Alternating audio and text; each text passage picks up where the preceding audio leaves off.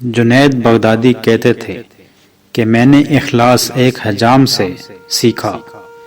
ایک میرے استاد نے کہا کہ تمہارے بال بہت بڑھ گئے ہیں، اب کٹوا کے آنا، پیسے کوئی نہیں پاس میں۔ حجام کی دکان کے سامنے پہنچے تو وہ گاہک کے بال کاٹ رہا تھا۔ انہوں نے عرض کی، چاچا اللہ کے نام پہ بال کاٹ دو۔ یہ سنتے ہی حجام نے گاہک کو سائڈ پر کیا اور کہنے لگا، پیسوں کے لیے تو روز کاٹتا ہوں، اللہ کے لیے آج کوئی آیا ہے۔ اب ان کا سر چوم کے کرسی پہ بیٹھایا، روتے جاتے اور بال کاٹتے جاتے۔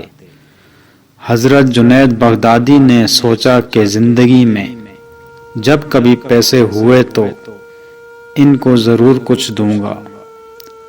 عرصہ گزر گیا، یہ بڑے صوفی بزرگ بن گئے۔